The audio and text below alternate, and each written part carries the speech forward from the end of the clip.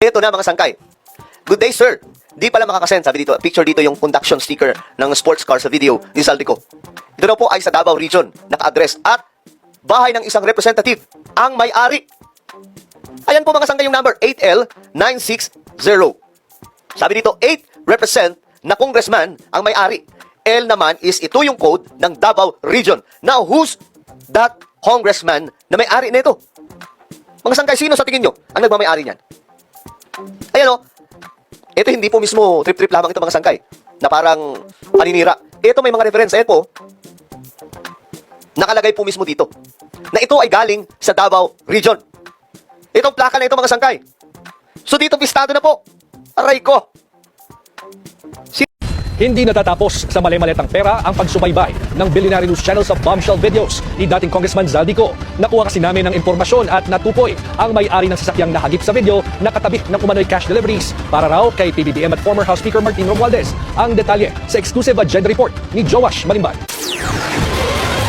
November 15 ngayong taon nang ilabas ni ex-Ako Bicol Party List Representative Zaldico ang isa sa kanyang bombshell statements patungkol sa flood control scandal. Dito niya itinuro si Pangulong Bongbong Marcos at former House Speaker Martin Romualdez bilang pangunahing recipients ng pinakamalalaking kickbacks umano sa mga proyekto ng DPWH. Sa inilabas niyang video, ipinakita ng dating kongresista ang anyay mali-maletang deliveries ng mga pera para umano kina PBBM at Romualdez. Pero sa isa sa mga inilabas niyang larawan, tila nahagip ang conduction sticker ng isa sa mga sasakyang katabi ng mga maleta. Para mapatunayan ang mga litrato na deliveries ay ilalabas ko po together with this video.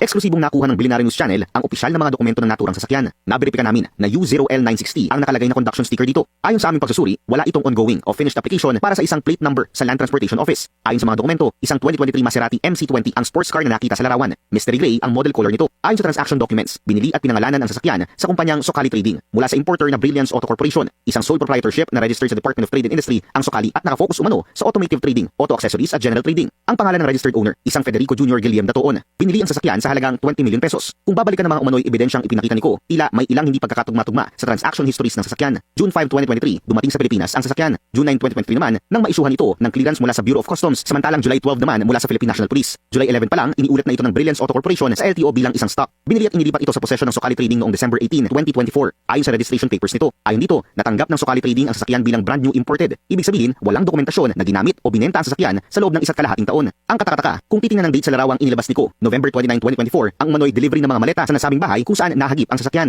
Halos isang buwan bago na ibenta ang nasabing sasakyan sa Socali Trading base sa registration papers. Sinubukan ng Billionaire News Channel na kunin ang panig ng Socali Trading. Pumunta ang aming team sa registered address nito sa Quezon City. Pero nang puntahan namin ang nasabing address, building ng kilalang multi-level marketing and networking company na Front Row ang aming naabutan dito. Isang bagay na mismong staff din ng Front Row ang kumumpirma sa amin. Pero ayon sa building staff, ilang taon nang nakatirik ang kanilang gusali dito at wala umano silang alam na kumpanyang Socali Trading. Matatandaan ang bilyonaryong si Sam Versosa ang isa sa co-founders ng Front Row at siya rin ang presidente ng Modena Motorsports Incorporated, ang tanging authorized Maserati distributor sa buong bansa. Sinubukan ng Billionaire News Channel na kunin ang panig ni Versosa pero hindi ito tumugon sa aming mensahe. Sinisikapan ng Billionaire News Channel na kunin ang panig ng DTI para malaman ang impormasyon sa nasabing kumpanya, lalo na't nakakuha ang BNC ng isa pang dokumento nagpapakita ng iba pang transactions ng Socali Trading at Brilliance Auto Corporation. Ayon sa dokumentong nakuha ng BNC, bukod sa natukoy na 2023 Maserati MC20, tatlong Maserati pa ang binili ng Socali Trading sa Brilliance Auto Corporation sa kaparehong araw, December 18, 2024. Isang Levante GT at isang Grecale na imported noong May 25, 2023 at isang Grecale GT Hybrid na imported noong October 26, 2023. Para sa Agenda Weekend, Joash Malimban, Billionaire News Channel.